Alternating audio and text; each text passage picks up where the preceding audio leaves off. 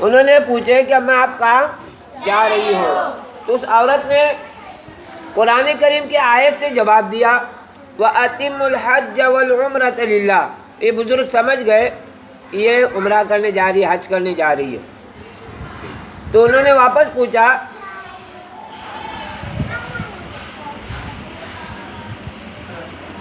کیسے ہو؟ میں نے پوچھا یہاں کیسے ہو؟ تو کہنے لگی من یضلل اللہ فلا ہادی لہ، یعنی قرآن کریم کی آیت ہے۔ تو میں سمجھ گیا کہ یہ راستہ بھٹک گئی ہے۔ یہاں کیسے آئے؟ تو قرآن کریم کی آیت سے اشارہ انہوں نے یہ دیا کہ میں راستہ بھٹک گئی ہوں۔ کہنے لگے ادخلوا مصر انشاء اللہ آمنین۔ میں سمجھ گیا۔ آگے کیا پوچھا؟ میں نے پوچھا کہ اماں جان کہاں جانا چاہتی؟ تو اس نے جواب میں قرآن کی آیت سے ہی پوری جوابات دے رہی ہو۔ عربی میں بھی الفاظ ہوتے ہیں کہ میں ادھر جا رہی ہوں ادھر جا رہی ہوں، مجھے راستہ بتاؤ۔ اس طرح عربی کے الفاظ میں بھی بول سکتی تھی وہ کہ میں راستہ بھٹک لی تھی۔ وہ کیا کر رہی تھی؟ ہر سوال کا جواب کون سے اس میں دے رہی تھی؟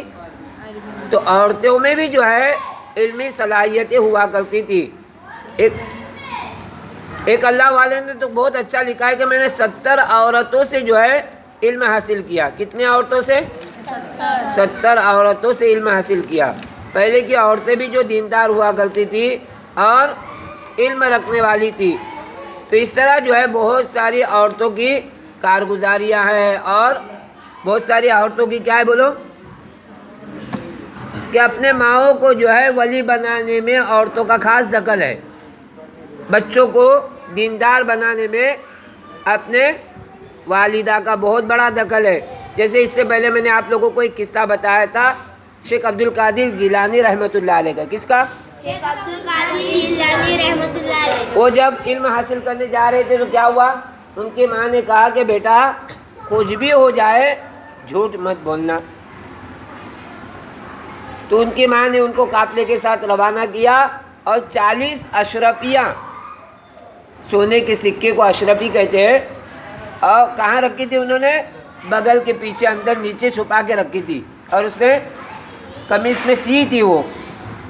جب وہ قافلہ لوٹا گیا تو ایک نے ان کو پوچھا کہ تمہارے پاس کچھ ہے؟ تو بولا ہاں میرے پاس بھی ہے۔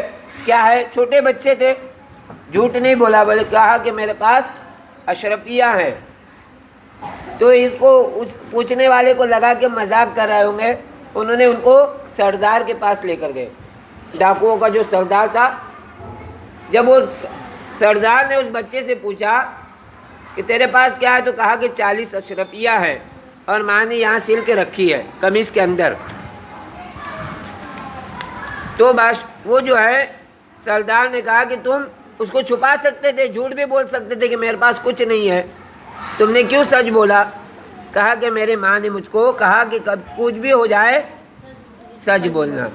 بس اتنی بات جو اس کے سردار کے دل پر لگی، اور وہ ہمیشہ کے لیے اس نے اپنی سردار جو ڈاکو کا پیشہ تھا وہ چھوڑ کر دیندار بن گیا اور بڑا اللہ والا بن گیا۔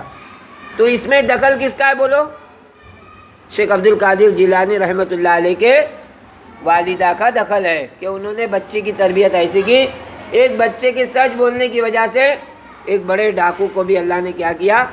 ہدایت سے مالا مال کیا، اور پھر وہ دیندار بنا اور اللہ کا وقت، وہ بھی وقت کا ولی بنا، وہ ڈاکو بھی۔ بات سمجھ میں آ رہی؟ تو ہمارے سچ بولنے سے نہ جانے کتنے لوگوں کو اس کا فائدہ ہوتا ہے۔ تو ہمیشہ کیا کریں گے؟ سچ بولیں گے۔ دوسری چیز، بہت سارے پیرنٹس کی شکایت ہے، آج بھی ایک ملے تھے، کہا بچے کو سمجھاؤ، بہت جو ہے ضد کرتا ہے، ماں باپ کی عزت نہیں کرتا ہے۔ تو اس طرح جو ہے ہم کیا کریں گے؟